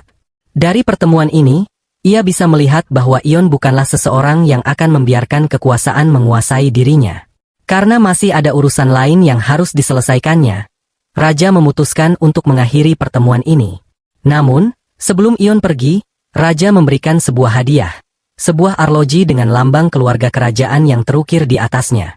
Dengan arloji ini, Ion dapat pergi kemana saja di dalam kerajaan tanpa hambatan apapun. Ion ragu untuk menerima hadiah yang begitu berharga. Namun, ia menyadari bahwa dengan benda ini, ia dapat menjelajahi area-area terlarang dan meningkatkan peluangnya menemukan keluarga Yuri. Oleh karena itu, ia akhirnya menerimanya dengan penuh rasa hormat. Berita kemenangan Ion atas Behemoth segera menyebar ke seluruh kerajaan. Popularitasnya melonjak pesat, sementara sebaliknya, nama Zoid mengalami kehancuran total. Zoid kini dianggap tidak lebih dari sampah oleh semua orang yang ia temui. Yang paling membuatnya marah adalah kenyataan bahwa prestasi Ion terus dibicarakan di mana-mana. Padahal, belum lama ini, Zoid yakin bahwa ia jauh lebih kuat dari Ion. Zoid merasa bahwa semuanya akan lebih baik jika Ion tetap lemah, atau lebih baik lagi, jika ia tidak pernah ada. Di tengah amarahnya, tiba-tiba ia mendengar suara seorang wanita. "Aku bisa membantumu," katanya. Zoid menoleh dan melihat seorang wanita misterius. Ia memperkenalkan dirinya sebagai roh pohon, dan namanya adalah Kidna. Di sisi lain, Ain menemukan dirinya terperangkap dalam mimpi buruk tentang masa lalunya. Dalam mimpinya, ia melihat Zord memperlakukannya dengan kasar, sementara dirinya di masa lalu hanya bisa menerima penghinaan tersebut dengan senyuman, seolah tanpa perlawanan. Ain mencoba berteriak untuk memperingatkan dirinya di masa lalu. Tetapi, tentu saja, suaranya tidak dapat terdengar. Tiba-tiba, ia melihat sekawanan anjing neraka melahap tubuhnya, membuatnya merasakan ketakutan yang luar biasa. Kesadaran bahwa ia bisa mengalami nasib yang serupa membuat tubuhnya gemetar. Tak lama kemudian, tubuhnya yang sudah setengah hancur mulai merangkak ke arahnya, mengucapkan kata-kata yang menusuk hati, bahwa ia hanya selamat karena keberuntungan semata, berkat baju besi plot yang melindunginya. Sosok itu mencemoohnya sebagai seorang pecundang sejati, yang akan mati tanpa daya jika tidak secara kebetulan menemukan pohon dunia. Meskipun kini ia merasa bangga dengan kekuatan yang dimilikinya, hal itu tidak mengubah kenyataan bahwa ia masih lemah dan tidak berguna. Mendengar kata-kata itu, Ain mulai berteriak dalam ketakutan dan keputusasaan. Seketika, ia terbangun dari mimpi buruknya. Di sisinya, Ursula duduk dengan ekspresi khawatir dan segera menanyakan keadaannya. Ain akhirnya kembali sadar sepenuhnya dan bertanya di mana mereka berada. Ursula menjelaskan bahwa Ain pingsan setelah pertemuannya dengan sang raja karena kelelahan dan telah tertidur sejak saat itu. Ursula kemudian mengeluhkan bahwa Yuri sangat mengkhawatirkannya. Mendengar hal itu, Ain segera bertanya di mana Yuri berada. Ursula menjelaskan bahwa Yuri dan Pina sedang berjalan-jalan di kota untuk menyegarkan pikiran mereka. Meskipun Ain merasa khawatir, Ursula meyakinkannya bahwa tidak akan ada masalah, karena ia melacak Yuri secara real-time dan dapat segera berteleportasi ke sisinya jika terjadi sesuatu. Ain kemudian menceritakan mimpi buruk yang dialaminya kepada Ursula. Namun, alih-alih menenangkan diri, ia justru mulai menyalahkan dirinya sendiri, merasa bahwa mimpi tersebut mengungkapkan kebenaran yang selama ini ia hindari. Ia percaya bahwa kekuatannya saat ini hanyalah hasil dari keberuntungan semata, berkat pertemuannya dengan Yuri. Di lubuk hatinya, ia masih merasa seperti orang yang sama, lemah dan tidak berguna. Sementara itu, di sisi lain, Zord tengah mencoba memahami tawaran yang diberikan oleh Echidna. Awalnya, ia sulit mempercayai bahwa ada cara untuk menandingi kekuatan Etna. Namun, Etna meyakinkannya bahwa Ain menjadi kuat bukan karena usaha keras, melainkan karena kekuatan dari mata roh. Zord pun mempercayai hal tersebut dan merasa geram terhadap Ain yang, menurutnya, mendapatkan kekuatan dengan cara curang. Etna tertawa dan menawarkan kekuatan serupa kepadanya. Dengan penuh semangat, Zord menerima tawaran itu dan meminta kekuatan mata roh untuk dirinya sendiri. Cadnes kemudian memanggil versi mata jahat yang telah rusak dan menanamkannya di dahi Zord. Seketika, Zord berteriak kesakitan saat tubuhnya mulai berubah menjadi iblis. Melihat perubahan itu, Etna tampak puas dan menjilat bibirnya dengan ekspresi menyeramkan. Ia kemudian memerintahkan Zord untuk pergi dan membalas dendam. Dengan raungan keras, Zord melesat ke langit dengan kecepatan luar biasa. Ia melompati atap-atap bangunan sebelum tiba-tiba melihat Jalene bersama kekasih barunya. Diliputi rasa dendam, Zord memutuskan untuk menuntaskan urusan pribadinya terlebih dahulu. Ia melompat ke hadapan Jalene, membuat kekasihnya mencoba melindunginya. Namun, tanpa ragu, Zord langsung menghabisinya. Jalene hanya bisa tertegun, hatinya hancur saat melihat kekasihnya tewas di hadapannya. Saat mendengar suara Zord, Jalene segera mengenalinya. Ia menyadari bahwa Zord datang untuk membalas dendam. Dengan penuh ketakutan, ia mencoba menenangkannya, meminta maaf berkali-kali dan berjanji akan memberitahu Guild bahwa ia telah melemparkan mantra kelumpuhan pada Ain atas kemauannya sendiri. Namun, Zord tidak mempercayainya begitu saja. Dalam keputusasaan, Jalene berjanji akan melakukan apapun yang Zord inginkan, tetapi Zord tetap tidak terpengaruh. Tanpa ragu, ia menghabisinya juga. Setelah itu, Zord mulai mengamuk di kota, menghancurkan bangunan serta melukai banyak orang yang tidak bersalah. Beruntung, Yuri dan Pina berada di dekat lokasi kejadian. Yuri segera menggunakan kekuatan penyembuhannya untuk menolong para korban. Namun, Etna yang merasakan keberadaan Yuri menggunakan telepati untuk memberi instruksi kepada Zord. Ia menyuruhnya berhenti bermain-main dengan manusia biasa dan berfokus pada roh sebagai target utamanya. Jika ia bisa membunuh roh, maka mereka tidak akan dapat menggunakan kekuatan mereka lagi. Zord menyukai gagasan itu. Ia pun segera beralih target dan melesat ke arah Yuri untuk menyerangnya. Namun, sebelum serangannya mengenai Yuri, Pina dengan cepat menciptakan penghalang di sekelilingnya, melindungi sang kakak dari bahaya. Pina lalu meraih tangan Yuri dan segera melarikan diri. Zord berusaha menghancurkan penghalang tersebut dengan pukulannya, tetapi Etna mengingatkannya bahwa serangan biasa tidak akan cukup. Ia harus menggunakan kekuatan khusus yang terkandung dalam mata roh. Mendengar perintah itu, Zord menyalurkan kekuatan antimateri dari matanya. Aura gelap mengelilingi lengannya, memungkinkannya menghancurkan penghalang hanya dengan satu serangan. Setelah itu, ia kembali melompat mengejar Yuri dan Pina. Dalam waktu singkat, Pina mencoba menciptakan penghalang lain untuk menghentikan Zord, tetapi kekuatan antimateri yang dimilikinya dengan mudah menghancurkan penghalang tersebut, membuat Pina terpental jauh akibat dampak serangan itu. Pina terkejut dan ketakutan saat melihat penghalangnya dihancurkan dengan mudah. Putus asa, ia tak tahu harus berbuat apa. Namun, tiba-tiba Yuri melangkah ke depan, berdiri di antara Pina dan bahaya, lalu menyuruhnya untuk segera melarikan diri. Namun, Zord dengan cepat menangkap Yuri dan mulai meremukkan tubuhnya, sambil berkata bahwa Yuri harus menyalahkan Ain atas kematiannya. Dalam keadaan terdesak, Yuri memanggil Ain untuk membantunya. Saat Zord hendak melancarkan serangan terakhir, Ain tiba-tiba berteleportasi ke tempat kejadian dan dengan tebasan cepat, ia menyelamatkan Yuri dari cengkeraman monster itu.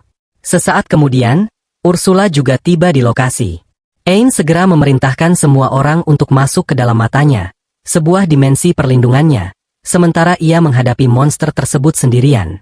Saat mencoba menilai musuhnya, Ain tidak mendapatkan informasi yang jelas selain fakta bahwa Zord adalah chimera yang diciptakan secara artifisial. Ursula juga mencoba menilai Zord, tetapi tidak berhasil karena Etna telah mengaktifkan mantra penyembunyian tingkat tinggi padanya. Zord kemudian menyerang Ain, tetapi dengan mudah ia menangkisnya dan menghempaskan Zord hingga menabrak sebuah rumah di dekatnya. Namun, Zord bangkit kembali dan mulai membanjiri Ain dengan serangan cepat. Ketika Ain mencoba membangun penghalang, Zord menghancurkannya dengan mudah. Kebingungan menyelimuti Ain saat ia menyadari bahwa serangan Zord semakin kuat. Dalam momen itu, Zord dengan angkuh bertanya apakah ini adalah batas kekuatan Ain. Mendengar suara Zord lebih jelas, Ain menyadari sesuatu. Zord telah berevolusi setelah memperoleh kekuatan mata roh. Memanfaatkan kebingungan Ain, Zord meluncurkan serangan bertubi-tubi, memaksanya mundur. Mereka akhirnya sampai di atap sebuah bangunan. Dengan penuh kesombongan, Zord mengatakan bahwa ia merasa berada di puncak dunia dengan kekuatan yang dimilikinya. Ia menunjukkan mayat Jalene dan pasangannya, lalu mengatakan bahwa ini adalah balas dendamnya terhadap mereka yang telah meremehkannya. Zord kemudian mengatakan bahwa ia dan Ain sama-sama memiliki alasan untuk membalas dendam. Ia mencoba memancing kebencian dalam diri Ain, berharap agar ia juga jatuh dalam kegelapan. Namun, Ain membantahnya. Ia tidak menginginkan balas dendam. Tiba-tiba, personifikasi dari rasa tidak amannya muncul di belakangnya, berbicara langsung ke pikirannya. Suara itu mendesaknya untuk berhenti berbohong dan menerima kebenciannya. Ain menutup telinganya, mencoba mengabaikan suara itu, tetapi hinaan Zord terus berlanjut, mendorongnya ke ujung jurang mentalnya. Di saat genting itu, Yuri berteriak menyuruh Zord untuk diam. Ia menegaskan bahwa Ain bukanlah seperti Zord. Ain adalah orang yang kuat, baik, dan tidak akan pernah terjerumus ke dalam dendam. Ursula juga mendukungnya, mengatakan bahwa meskipun Ain memiliki kekuatan karena Yuri, ia selalu memiliki keberanian dan ketulusan untuk terus maju, tidak peduli rintangan apapun yang menghadangnya. Dikuatkan oleh kata-kata mereka, Ain akhirnya menghadapi rasa tidak amannya secara langsung. Ia bertekad untuk memenuhi harapan Yuri, tak peduli seberapa sulitnya. Dengan tekad yang membara, ia mencapai bentuk Super Saiyan, melepaskan gelombang besar mana emas yang membakar habis segala emosi negatifnya. Zord terkejut melihat ledakan kekuatan ini. Ursula kemudian berkata bahwa Ain akhirnya berhenti meragukan dirinya sendiri, dan kini bisa menggunakan kekuatan sejatinya. Namun, Zord tidak berniat menyerah. Ia bersumpah untuk tetap membunuh Ain, lalu melesat ke arahnya. Ain tetap diam, menunggu momen yang tepat. Ketika Zord mendekat, ia melancarkan pukulan balik yang begitu kuat hingga tubuh Zord terhempas ke jalan dengan keras. Zord terbaring di tanah, tidak bisa menerima kekalahannya. Sementara itu, Ain berjalan mendekatinya dengan ekspresi kasihan di wajahnya. Frustrasi, Zord kembali menyerang, tetapi kali ini Ain dengan mudah mengaktifkan penghalang, menghentikan semua kekuatan gelap yang Zord lepaskan. Ursula menjelaskan bahwa kekuatan yang Zord terima hanya sebagian kecil dari roh yang mengendalikannya. Dalam kondisinya sekarang, ia tidak akan pernah bisa mengalahkan Ain. Namun, Zord menolak untuk menerima kenyataan itu. Dengan penuh keputusasaan, ia berteriak kepada entitas yang memberinya kekuatan, meminta lebih banyak. Entitas itu dengan senang hati mengabulkan permintaannya, membuat tubuh Zord bermutasi lebih jauh. Zord, yang kini merasa menjadi makhluk terkuat, kembali menyerang. Namun, Ain tetap tenang. Ia memanggil pedangnya, lalu melancarkan tebasan yang begitu kuat hingga tubuh Zord hancur bersama mata rohnya yang rusak. Meskipun terkena serangan fatal itu, Zord entah bagaimana masih bertahan. Tak lama setelahnya, para penjaga datang dan menangkapnya. Ain melihatnya dibawa pergi, menyadari bahwa seseorang telah memanfaatkan kelemahan dan keputusasaan Zord untuk mengubahnya menjadi senjata. Ia mulai bertanya-tanya siapa dalang di balik semua ini dan mengapa mereka melakukannya. Namun, tidak ada petunjuk yang bisa ia gunakan untuk mencari jawaban saat ini. Malam itu, di tempat lain, Echidna mengumpulkan pecahan mata roh yang rusak. Ternyata, mata itu sebenarnya adalah alat perekam yang digunakan untuk mengumpulkan data tentang kekuatan dan kemampuan Ain. Echidna terkesan dengan kemampuan Ain, tetapi juga kecewa karena Ain sengaja menahan kekuatannya agar tidak membunuh Zord. Namun, sebagai langkah antisipasi, ia telah menyegel ingatan Zord agar ia tidak dapat mengungkapkan apapun kepada pihak berwenang. Sementara itu, Etna kembali ke markasnya, bersumpah kepada Raja Iblis bahwa ia akan menghidupkan Zord kembali dengan cara apapun. Keesokan harinya, saat A sedang menikmati secangkir teh, Yuri tiba-tiba mendekatinya dengan sebuah permintaan. Ia tampak gelisah karena perasaan kegembiraan dan malu saat menyampaikan permintaan tersebut. Dengan canggung, Yuri meminta A untuk menciumnya. A, yang merasa terkejut dan sedikit cemas karena ia belum pernah mencium seorang gadis sebelumnya, meminta Yuri untuk berhenti menggoda. Namun, Yuri bersikeras bahwa ia serius, mengungkapkan bahwa ini adalah bagian dari ritual kontrak antara roh dan walinya. Pada saat yang sama, Ursula muncul di belakang sofa. Meskipun ia tidak begitu senang dengan permintaan tersebut, ia menjelaskan bahwa Yuri mengatakan yang sebenarnya. Ursula menjelaskan bahwa Aon selama ini adalah wali dalam pelatihan, dan hubungan mereka dengan Yuri belum stabil. Hal ini menyebabkan mana Yuri menjadi terlalu kuat atau terlalu lemah, yang membuatnya sangat tertekan. Ursula menegaskan bahwa sekarang A telah terbangun, ia harus membuat kontrak dengan Yuri untuk menstabilkan hubungan mereka. A mulai mengerti, dan ia berpikir bahwa mencium punggung tangan Yuri sudah cukup untuk menyelesaikan kontrak tersebut. Namun, Pina dan Kiro tiba-tiba datang dan menyarankan A untuk berciuman lebih jauh, bahkan dengan sedikit aksi lidah. A menanggapi dengan bercanda, mengatakan bahwa mereka bisa menonton lebih banyak lagi jika mereka mau berlangganan seharga $399 per bulan. Ursula segera menegur mereka, meminta mereka untuk memberi A dan Yuri sedikit privasi. Semua orang pun meninggalkan ruangan, dan Yuri menutup matanya saat ia bersiap untuk ciuman. A terkejut karena ia benar-benar akan memberikan ciuman tersebut, dan dengan bersemangat, ia berjalan ke arah Yuri. Sayangnya, ia tersandung kaki John Cena, dan bukannya mendarat di bibir Yuri, ia secara tidak sengaja menciumnya di dahi. Ternyata, itu sudah cukup untuk membentuk kontrak mereka, dan level mana Yuri meningkat. Yuri pun mulai meleleh karena kegembiraan. Di sisi lain, A pergi ke alam iblis untuk menemui iblis tingkat tinggi bernama Falco. Falco mengungkapkan bahwa ia menerima perintah langsung dari Raja Iblis untuk membunuh A. Namun, Falco tidak tertarik menangani manusia biasa secara pribadi. Meskipun Etna memberitahu Falco bahwa A telah mengalahkan Behemoth, Falco tetap ragu. Kemudian, Eida menggunakan pesonanya untuk merayu Falco, dan seperti yang diharapkan, Falco berjanji untuk segera menyelesaikan tugasnya. Segera setelah itu, Falco membuka portal menuju dunia manusia dan terbang ke arah rumah A dengan kecepatan super. Ia percaya bahwa kecepatan luar biasa itu akan memberinya kemenangan mudah. Namun, A tampaknya sudah merasakan kehadirannya dan keluar dari kamarnya untuk berbicara dengannya. Falco berhenti di depannya dan memperkenalkan dirinya dengan bangga. Namun, A meminta Falco untuk diam karena semua orang sedang tidur. Falco merasa kesal dan menyerang dengan kecepatan penuh. Namun, bagi A, gerakannya terlihat sangat lambat, dan A dengan mudah menamparnya. Dalam sekejap, A menggunakan kekuatan peluru vakum untuk mengalahkan Falco dan menyerap kontrol angin serta kemampuan kecepatan supernya. Mereka bertanya-tanya mengapa iblis tersebut menargetkan mereka, sementara Yuri dan yang lainnya muncul karena suara pertempuran yang membangunkan mereka. Keesokan harinya, A pergi ke perpustakaan terlarang di istana kerajaan untuk mempelajari lebih lanjut tentang ruang bawah tanah tersembunyi. Putri Claudia menyambutnya dan membimbingnya ke perpustakaan. Berkat jam tangan kerajaan yang diberikan oleh raja, A berhasil mencapai perpustakaan tanpa masalah. Namun, Claudia memberitahunya bahwa hanya mereka yang memiliki izin dari raja dan pustakawan yang dapat memasuki perpustakaan terlarang. Ia meminta A untuk mencoba masuk melalui pintu, dan A berhasil melakukannya tanpa masalah. Tetapi, ketika Yuri mencoba mengikutinya, ia terhalang oleh tembok tak terlihat. Ursula kemudian muncul di sebelah Yuri dan menemukan bahwa tembok tersebut cukup kuat untuk menahannya, yang juga mengganggu hubungan antara A dan Yuri. Meskipun A merasa khawatir, ia memutuskan untuk melanjutkan pencariannya. Saat A tiba di gedung utama perpustakaan, ia merasa kebingungan karena ada terlalu banyak buku dan tidak tahu harus mulai dari mana.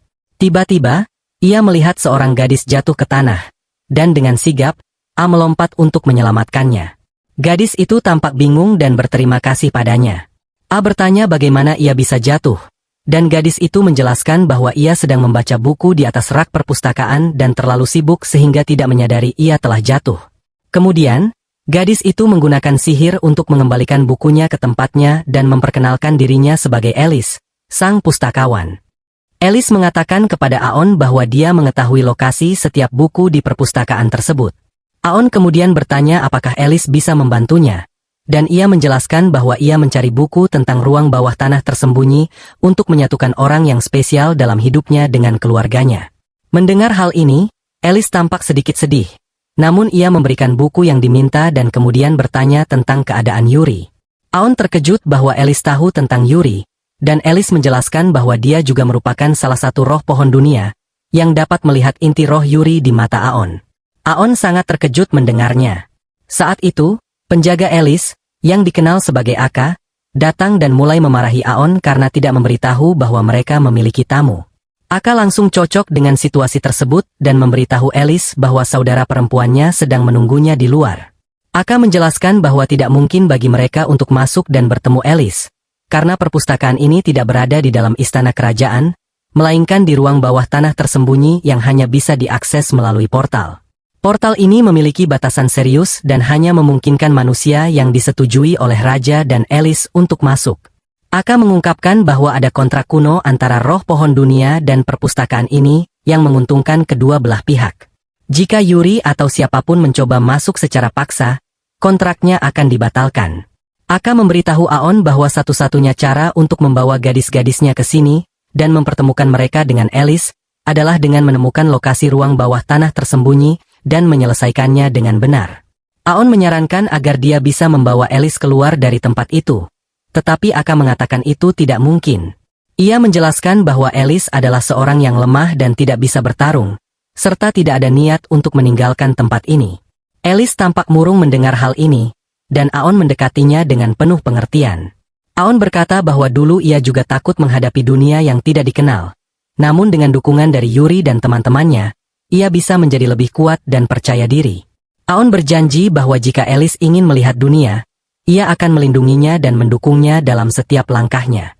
Alice merasa bingung mendengar janji tersebut, namun Aon mengatakan padanya bahwa ia akan menemui Alice lagi besok setelah menemukan pintu masuk ke ruang bawah tanah. Keesokan harinya, saat Aon sedang merawat Alice, ia bertanya apakah Alice ingin keluar. Aon tahu bahwa Alice takut, namun wajahnya sudah cukup menunjukkan bahwa dia ingin pergi. Alice akhirnya mengungkapkan bahwa ia jatuh cinta pada Aon sejak pandangan pertama. Meskipun semuanya terasa seperti cerita dalam buku yang ia baca, ia masih ragu apakah ia siap untuk keluar. Aka mendukung Alice untuk mengambil langkah percaya diri dan meminta Alice untuk mempercayai Aon dan pergi bersamanya. Karena bahkan jika semuanya tidak berjalan dengan baik, Alice selalu bisa kembali ke rumah. Aon kemudian memasuki perpustakaan melalui istana kerajaan, karena ia tidak bisa menemukan pintu masuk ke ruang bawah tanah tersembunyi. Aka menepuk punggung Alice dan menyuruhnya untuk mempercayai Aon. Gadis pemalu itu akhirnya meminta Aon untuk membawanya ke dunia luar. Aon mengangkat Alice dalam pelukannya dan melompat setinggi mungkin keluar dari perpustakaan, menuju ruang bawah tanah tersembunyi yang ada di atasnya. Aka mengikuti mereka dan memberikan inti roh Alice agar dia bisa ikut serta menciptakan klon untuk menemani Alice, karena dia tidak bisa berteleportasi seperti Ursula. Mereka mulai menjelajahi ruang bawah tanah tersembunyi, dan Aon harus menggendong Alice setengah jalan karena stamina Alice yang kurang baik. Meskipun ia menghadapi banyak monster dan kesulitan dalam melawan bos samurai, Aon berhasil mengalahkannya. Setelah itu, mereka mencapai pintu keluar, dan Alice tampak sedikit kesal karena ia berpikir Aon tidak akan menggendongnya lebih jauh. Namun, begitu mereka berada di luar, Aon memberitahunya bahwa dia selalu bisa memintanya untuk menggendongnya. Melihat Alice bahagia, Aon mulai mengoceh tentang perkembangan romansa mereka. Tak lama kemudian, mereka tiba di rumah Aon, dan Yuri berlari untuk memeluk Alice. Namun Alice mendorongnya karena tidak suka orang menyentuhnya. Di sisi lain, Ursula tampak kaku saat bertemu dengan Aka, karena Aka adalah seniornya dalam hierarki wali. Setelah itu, Yuri memeluk Aon karena telah membawa saudara perempuannya keluar, yang membuat Alice cemburu. Pina memperhatikan hal itu dan menggoda Alice dengan memeluk Aon erat-erat. Pina bercanda bahwa lengan kanannya masih bebas, dan sebelum Yuri bisa mengangkat Alice, dia melompat ke pelukan Aon. Pina mulai menggoda mereka tentang hal itu, dan Aon menyadari bahwa hidupnya akan menjadi lebih sulit dengan keberadaan roh pohon dunia dan ibu mereka.